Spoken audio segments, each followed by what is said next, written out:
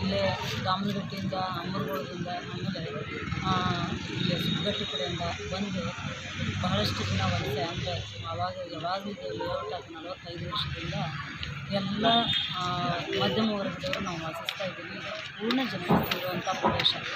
ಈ ಪೂರ್ಣ ಜನವಸತಿ ಇರುವಂಥ ಪ್ರದೇಶದೊಳಗೆ ಇವರು ಮಧ್ಯದಲ್ಲಿ ಒಳಗನೆ ಬಂದು ಇಲ್ಲಿ ಲಿಕ್ಕರ್ ಶಾಪ್ನ ಓಪನ್ ಮಾಡಿದ್ದಾರೆ. ಅದು ಮಿಲ್ಕ್ ಬೂತ್ ಅಂತ ಹೇಳಿ.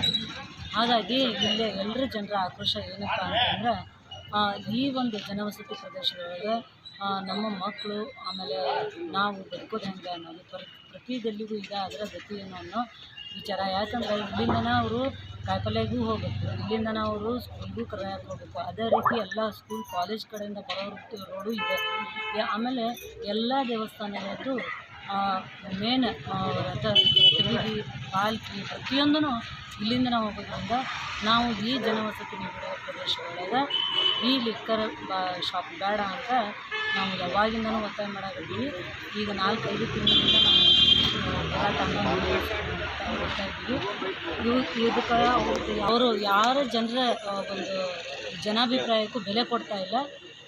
ರಾಜಾರೋಷವಾಗಿ ತೆಕ್ಕೊಂಡ ಇದ್ದಾರೆ. ಅವ್ರು ಯಾರಿಗೂ ಬೆಲೆ ಕೊಡ್ತಾ ಇಲ್ಲ. ಇದು ಜನರಿಗೆ ಇನ್ನೂ ಭಾಳ ರೋಷಕ ಗುರಿಯಾಗಿದೆ ಅಂತ ಹೇಳ್ಬೋದು.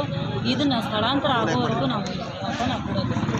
2 ಬಾರು ಇದು ಪ್ರಯಾರಿಟಿ. ಯಾಕಂದರೆ ಇದು ಪೂರ್ತಿ ಜನನಿಬಿಡ ಪ್ರದೇಶದೊಳಗೈತಿ. ಇದು ಮೊದಲು ಹೋಗಬೇಕು. ಇದ್ರ ಜೊತೆಗೆ ಸಂಗಮ ಬಾರಿನ ನಾವು ಪಾಲಿಕೆಯಲ್ಲಿ ಚರ್ಚೆ ಮಾಡಿದ್ರ ಬಗ್ಗೆ ಪಾಲಿಕೆಯಲ್ಲಿ ಏನು ಚರ್ಚೆ ಮಾಡಿರ ಅದ್ರ ಬಗ್ಗೆ ಬಾರ್ ಅಂಗಡಿ ಬಗ್ಗೆ ಅವ್ರಿಗೆ ನೋಟಿಸ್ ಅಂತೂ ಕೊಟ್ಟಾಗಿರ್ತೀವಿ.